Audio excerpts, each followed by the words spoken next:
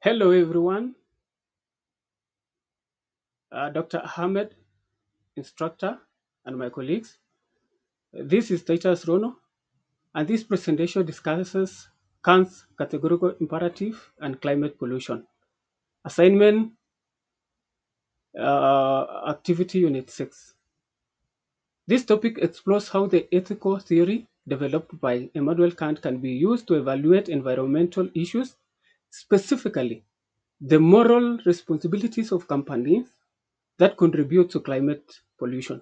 We will look at Kant's ethical framework, understand the concept of deontology, and apply the three formulations of the categorical imperative to a real world scenario involving corporate pollution and climate change. Who is Kant? Immanuel Kant was an influential philosopher of the Enlightenment period who lived from 1724 to 1804. He is best known for developing a moral philosophy based on duty and rational principles rather than emotions and consequence. One of his most gra- famous work is groundwork of the metaphysics of morals.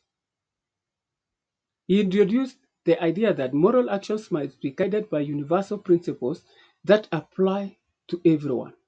Kant believed that morality is grounded in reason and that individuals have a duty to act according to the moral laws. What is deontology? Kant's ethical theory is known as deontology, which is the duty-based approach to ethics.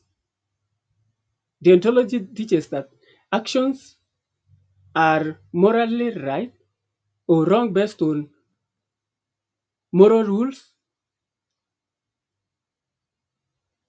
and consequences. For example, lying will be considered wrong even if it produced a good outcome. In this view, moral principles must be respected regardless of the consequences because doing the right thing is a matter of duty.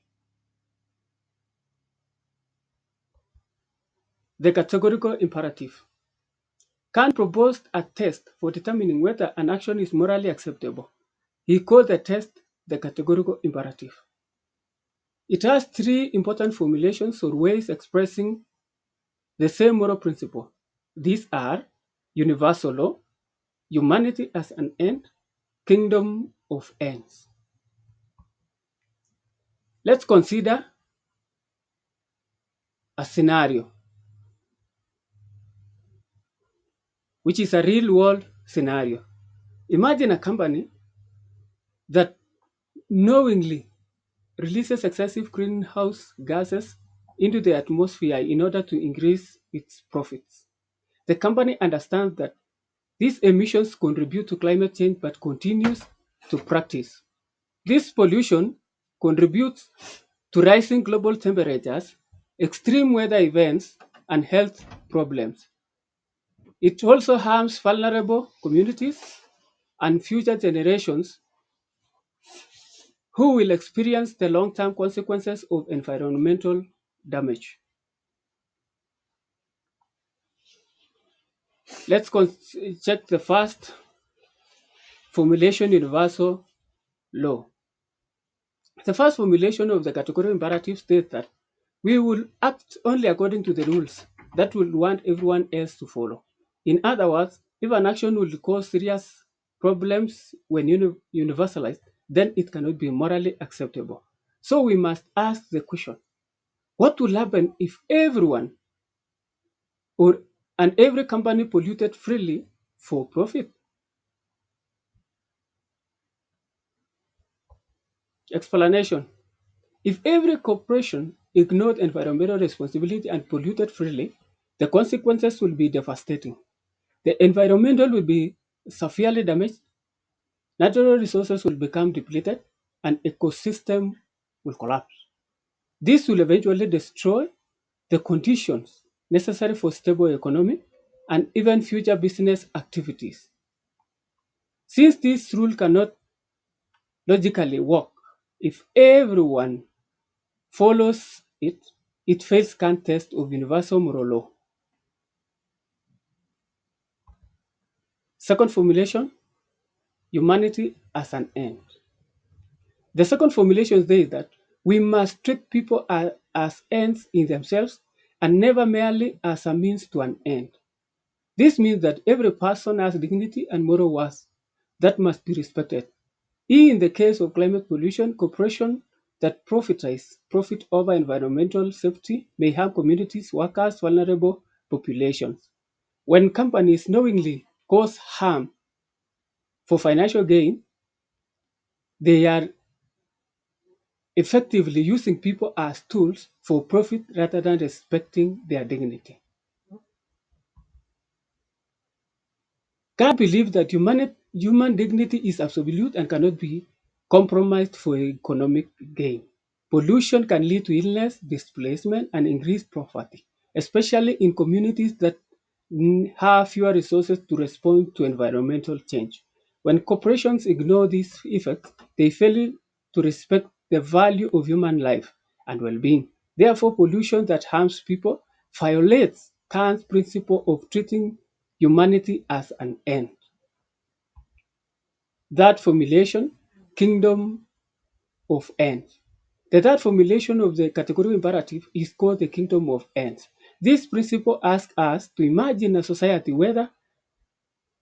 where rational individuals create fair moral laws that everyone must follow. The question we must ask is, will rational people design a moral law that allows companies to pollute the environment and harm others for profit? In a just moral society, individuals do not support rules that permit actions that cause widespread harm. Allowing harmful pollution will contradict the idea of fairness and respect for all members of society. Therefore, such a rule could not exist in a truly ethical community governed by rational moral laws. Moral duties of company. From Kant's perspective, businesses have moral duties just like individuals. These duties include avoiding harm to others, respecting human dignity, and acting honestly and responsibly. While companies aim to make profits, profits should never override moral law or ethical responsibility. Ethical decisions must guide corporate actions. Counter argument.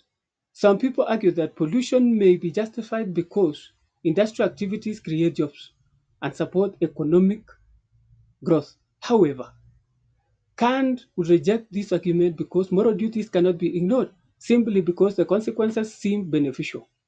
According to Kant's ethics, wrongdoing cannot be justified by appealing to positive outcomes. Real world importance. This discussion shows that ethics is not only a philosophical theory, but also a practical guide for real world business decisions. Businesses, governments, institutions must consider ethical principles when addressing environmental challenges. Global efforts by organizations such as United Nations and scientific bodies studying climate change also emphasize that moral responsibility to protect the planet and future generations. In conclusion, climate pollution fails Kant's three tests of moral behavior. First, it cannot be universalized without causing environmental collapse. Second, it treats people as means of profit rather than respecting their dignity. That it cannot exist within a fair, rational, moral society. Therefore, from a Kantian ethical perspective, harmful climate pollution is morally wrong. The key message is a moral duty should guide business decisions and environmental responsibility. Thank you, everyone. Have a blessed day.